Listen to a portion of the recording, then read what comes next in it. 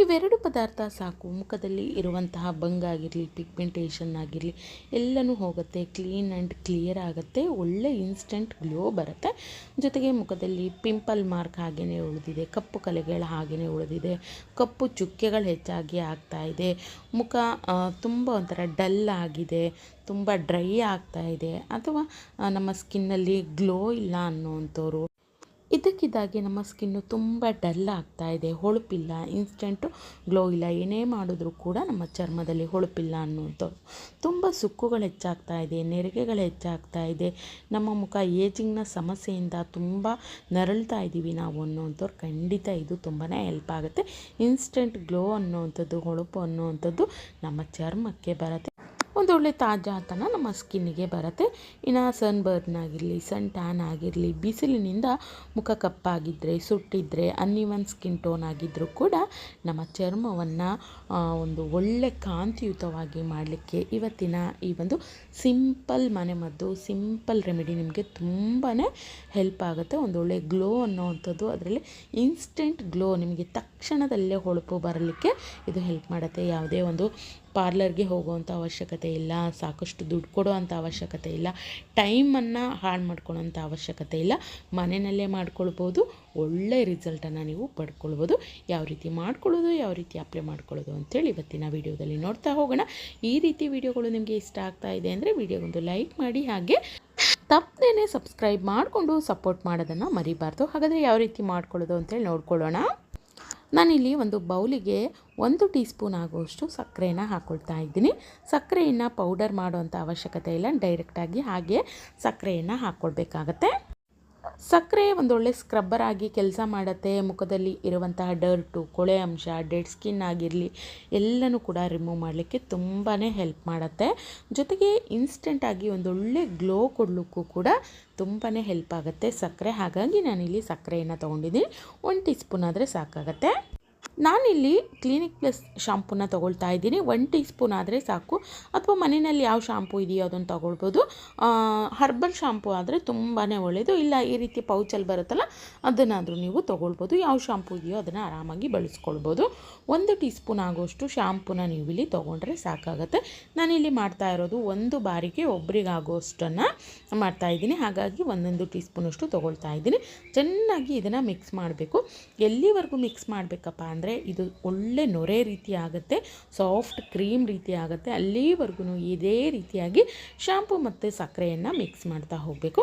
ನೋಡಿ, ಶಾಂಪೂ ಹಾಕಿರೋದ್ರಿಂದ ಮುಖ ಹಾಳಾಗುತ್ತೆ, ಸ್ಕಿನ್ ಹಾಳಾಗುತ್ತೆ, ಖಂಡಿತ ಆ ರೀತಿ ಆಗೋದಿಲ್ಲ. ಮುಖದಲ್ಲಿ ಇರುವಂತಹ ಡರ್ಟು, ಕೊಳೆ ಅಂಶ, ಜಿಡ್ಡಿನ ಅಂಶ, ಏನೇ ಕಲೆಗಳಿರಲಿ, ಮೊಡವೆ ಕಲೆಗಳಿರಲಿ, ಏನೇ ಇದ್ದರೂ ಕೂಡ ರಿಮೂವ್ ಮಾಡ್ಕೊಳ್ಳೋದಕ್ಕೆ ಹೆಲ್ಪ್ ಆಗುತ್ತೆ. ಜೊತೆಗೆ ಅನ್ಇವನ್ ಸ್ಕಿನ್ ಟೋನ್ ಇದ್ದರೂ ಕೂಡ ಅದನ್ನು ಸರಿ ಮಾಡ್ಕೊಳ್ಳೋದಕ್ಕೆ ಹೆಲ್ಪ್ ಆಗುತ್ತೆ. ಖಂಡಿತ ನೀವು ಇದನ್ನು ಟ್ರೈ ಮಾಡಿ ನೋಡಿ, ನೆಕ್ಸ್ಟ್ ನೀವೇ ಬಂದು ಕಮೆಂಟ್ ಮಾಡ್ತೀರಾ. ಅಷ್ಟು ಸೂಪರಾಗಿರುವಂಥ ರಿಸಲ್ಟನ್ನು ಒಮ್ಮೆಲೆ ಇದು ನೀಡುತ್ತೆ. ನೋಡಿ, ಈ ರೀತಿಯಾಗಿ ನಮಗೆ ಒಂದೊಳ್ಳೆ ಸಾಫ್ಟ್ ಕ್ರೀಮ್ ರೀತಿ ಆಗುತ್ತೆ. ಅಲ್ಲಿವರೆಗೂ ನಾವು ಇದನ್ನು ಚೆನ್ನಾಗಿ ಈ ರೀತಿಯಾಗಿ ಮಿಕ್ಸ್ ಮಾಡ್ತಾನೆ ಹೋಗಬೇಕು. ತುಂಬ ಸಾಫ್ಟಾಗಿರುವಂಥ ಒಂದು ಕ್ರೀಮ್ ರೀತಿಯಾಗಿ ಇದು ರೆಡಿ ಆಗುತ್ತೆ. ಅಲ್ಲಿವರೆಗೂ ಮಿಕ್ಸ್ ಮಾಡ್ತಾ ಹೋಗಬೇಕು. ಸಕ್ಕರೆ ಮತ್ತು ಶಾಂಪೂನ ಎಷ್ಟು ಚೆನ್ನಾಗಿ ಮಿಕ್ಸ್ ಮಾಡ್ತೀವೋ ಅಷ್ಟು ಚೆನ್ನಾಗಿ ನಮ್ಮ ಈ ಒಂದು ಕ್ರೀಮ್ ಅನ್ನುವಂಥದ್ದು ರೆಡಿ ಆಗುತ್ತೆ. ನೋಡಿ, ಇದಾಗಿದೆ. ಈಗ ಈ ಸಮಯದಲ್ಲಿ ಒಂದು ಸ್ವಲ್ಪ ಒಂದೇ 2 ಚಿಟಿಕೆ ಆಗುವಷ್ಟು, ಅದಕ್ಕಿಂತ ಜಾಸ್ತಿ ಬೇಕಾಗೋದಿಲ್ಲ, ಅಥವಾ ಒಂದು ಬಟಾಣಿ ಕಾಳಷ್ಟು, ನೋಡಿ ನಾನಿಲ್ಲಿ ವಿಡಿಯೋದಲ್ಲಿ ತೋರಿಸ್ತಾ ಇದ್ದೀನಲ್ಲ ಅಷ್ಟು ನಾವಿಲ್ಲಿ ವೈಟ್ ಕೋಲ್ಗೇಟ್ ಏನು ಬರುತ್ತೆ ಅದನ್ನು ತೊಗೊಳ್ಬೇಕಾಗತ್ತೆ. ವೈಟ್ ಕೋಲ್ಗೇಟಲ್ಲೂ ಕೂಡ ಅಷ್ಟೇ ತುಂಬ ಹೆಚ್ಚಾಗಿರುವಂಥ ಬ್ಲೀಚಿಂಗ್ ಪ್ರಾಪರ್ಟಿ ಇರುವಂತಹ ಪದಾರ್ಥಗಳು ಹೆಚ್ಚಾಗಿರುತ್ತೆ. ಇದನ್ನು ನಾವು ನಮ್ಮ ಸ್ಕಿನ್ನಿಗೆ ಅಂಥೇಳಿ ಅಪ್ಲೈ ಮಾಡಿಕೊಂಡಾಗ ಇನ್ಸ್ಟೆಂಟ್ ಗ್ಲೋ ಬರುತ್ತೆ, ಹೊಳಪು ಬರುತ್ತೆ, ಸ್ಕಿನ್ ಸಾಫ್ಟ್ ಆಗುತ್ತೆ. ಖಂಡಿತ ಇದನ್ನು ನೀವು ಕೂಡ ಟ್ರೈ ಮಾಡಿ ನೋಡಿ. ನೋಡಿ, ನಾನಿಲ್ಲಿ ಏನು ಕೋಲ್ಗೇಟ್ ಹಾಕಿದ್ನಲ್ಲ, ಕೋಲ್ಗೇಟ್ ಹಾಕಾದ್ಮೇಲೆ ಈ ರೀತಿಯಾಗಿ ಮಿಕ್ಸ್ ಮಾಡ್ಕೊಳ್ತಾ ಇದ್ದೀನಿ. ಇದು ಕೂಡ ಅಷ್ಟೇ ಚೆನ್ನಾಗಿ ಒಂದು ಸಾಫ್ಟಾಗಿರುವಂಥ ಒಂದು ಕ್ರೀಮ್ ರೀತಿ ಇದು ರೆಡಿ ಆಗ್ತಾ ಹೋಗುತ್ತೆ. ನಾವು ಎಷ್ಟು ಚೆನ್ನಾಗಿ ಇದನ್ನು ಮಿಕ್ಸ್ ಮಾಡ್ತಾ ಹೋಗ್ತೀವೋ ಅಷ್ಟು ಒಂದು ಒಳ್ಳೆಯ ಕ್ರೀಮು ರೆಡಿ ಆಗುತ್ತೆ. ಆನಂತರ ನಾನಿಲ್ಲಿ ಒಂದು 5-6 ಹನಿ ಆಗುವಷ್ಟು, ಅದಕ್ಕಿಂತ ಜಾಸ್ತಿ ಬೇಕಾಗೋದಿಲ್ಲ, ಒಂದು 5-6 ಹನಿ ಆಗುವಷ್ಟು ನಿಂಬೆ ಹಣ್ಣಿನ ರಸ ಹಾಕ್ಕೊಳ್ತಾ ಇದ್ದೀನಿ. ನಿಂಬೆ ಹಣ್ಣಿನ ರಸ ಕೂಡ ಅಷ್ಟೇ ಒಂದು ಒಳ್ಳೆ ಬ್ಲೀಚಿಂಗ್ ಏಜೆಂಟ್ ರೀತಿ ಕೆಲಸ ಮಾಡುತ್ತೆ. ಇನ್ಸ್ಟೆಂಟ್ ಫಟಾಫಟ್ ಅಂತೇಳಿ ಗ್ಲೋ ಬರುತ್ತೆ ಮುಖದಲ್ಲಿ. ಖಂಡಿತ ಇದನ್ನು ಕೂಡ ನೀವು ಹಾಕ್ಕೊಳ್ಳಿ. ಹಾಕ್ಬಿಟ್ಟು ಚೆನ್ನಾಗಿ ಮಿಕ್ಸ್ ಮಾಡಬೇಕು. ಕೊಳೆ ಅಂಶ, ಜಿಡ್ಡಿನ ಅಂಶ, ಏನು ಒಂದು ಡೆಡ್ ಸ್ಕಿನ್ ಇರುತ್ತೆ ಅದೆಲ್ಲ ಕೂಡ ರಿಮೂವ್ ಆಗುತ್ತೆ. ಖಂಡಿತ ಸೂಪರಾಗಿರೋಂಥ ಸ್ಕಿನ್ ಟೋನು ನಿಮ್ಮದಾಗುತ್ತೆ. ಹಾಗಾಗಿ ಎಲ್ಲವನ್ನು ನೋಡಿ ಈ ರೀತಿ ಮಿಕ್ಸ್ ಮಾಡ್ಕೊಳ್ಬೇಕು. ನೋಡಿ ನಾನು ತೋರಿಸ್ತಾ ಇದ್ದೀನೆಲ್ಲ, ಮತ್ತೇನೂ ಹಾಕಿಲ್ಲ ನಾವಿಲ್ಲಿ.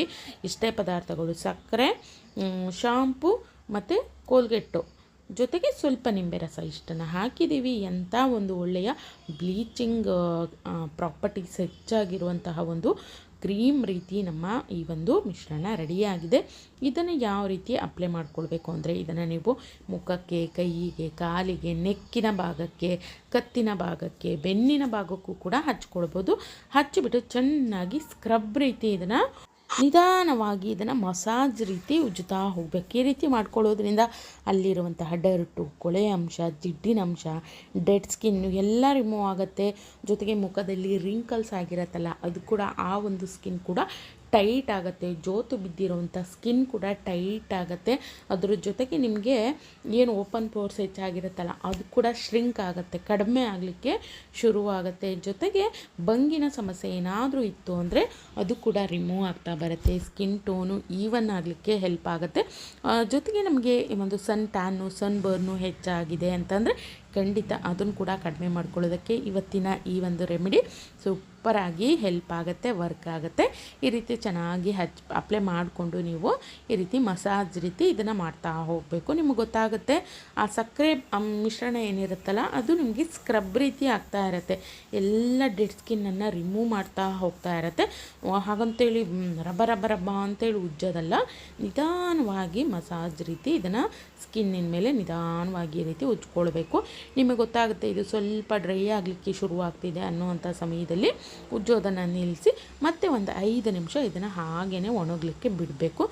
ಹಾಗಂತೇಳಿ ಮಸಾಜ್ ಮಾಡಿ ಅಂತ ಹೇಳಿದ್ದಾರೆ ಅಂಥೇಳಿ ಮುಖದ ಮೇಲೆ ಹಾಕ್ಕೊಂಡು ರಬ್ಬ ರಬ್ಬ ರಬ್ಬ ರಬ್ಬ ಅಂಥೇಳಿ ಉಜ್ಜಿಬಿಟ್ರೆ ಏನಾಗುತ್ತೆ, ಸ್ಕ್ರ್ಯಾಚಸ್ ಆಗುತ್ತೆ, ಗೆರೆಗಳು ಬೀಳುತ್ತೆ, ಅಲ್ಲಿ ಸ್ಕಿನ್ ಡ್ಯಾಮೇಜ್ ಆಗುವಂಥ ಸಾಧ್ಯತೆ ಇರುತ್ತೆ. ಹಾಗಾಗಿ ನಿಧಾನವಾಗಿ ಮಸಾಜನ್ನು ಮಾಡ್ಕೊಳ್ಳಿ. ಇದು ಮಸಾಜ್ ಮಾಡಾದಮೇಲೆ ನೋಡಿ, ನಾನು ವಿಡಿಯೋದಲ್ಲಿ ತೋರಿಸ್ತಾ ಇದ್ದೀನಲ್ಲ ಈ ರೀತಿ ಇದು ಡ್ರೈ ಆಗಬೇಕು, ಒಣಗಬೇಕು.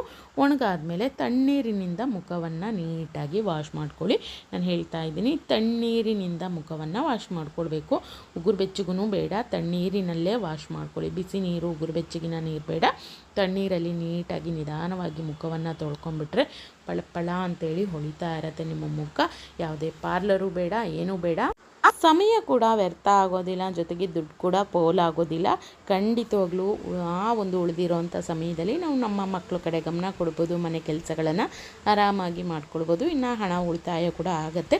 ಖಂಡಿತ ಪಾರ್ಲರ್ಗೆ ಹೋಗಿ ನೀವು ಏನು ಫೇಶಿಯಲ್ಲು ಅದೆಲ್ಲ ಮಾಡಿಸ್ಕೊಳ್ತೀರೋ ಅದನ್ನು ಆರಾಮಾಗಿ ಈ ಒಂದು ಕ್ರೀಮನ್ನು ಬಳಸ್ಕೊಂಡು ಮನೆಯಲ್ಲೇ ಪಡ್ಕೊಳ್ಬೋದು. ಅಂಥ ಒಂದು ಒಳ್ಳೆಯ ಗ್ಲೋ ಅನ್ನೋವಂಥದ್ದು ಮುಖಕ್ಕೆ ಸಿಗ್ತಾ ಹೋಗುತ್ತೆ. ಆನಂತರ ಮುಖ ತೊಳೆದಾದ್ಮೇಲೆ ಸ್ವಲ್ಪ ಯಾವುದಾದ್ರು ಮಾಯ್ಶ್ಚರೈಸರ್ ಏನಿರುತ್ತೆ ಅದನ್ನು ಹಚ್ಕೊಳ್ಳಿ. ಇಲ್ಲ ಅಂದರೆ ಕೊಬ್ಬರಿ ಎಣ್ಣೆನಾದರೂ ಹಚ್ಕೊಳ್ಬೋದು. ಖಂಡಿತ ಟ್ರೈ ಮಾಡಿ ನೋಡಿ, ಸೂಪರ್ ರಿಸಲ್ಟು ನಿಮ್ಮ ಕಣ್ಣು ಮುಂದೆನೇ ಇರುತ್ತೆ. Thank you.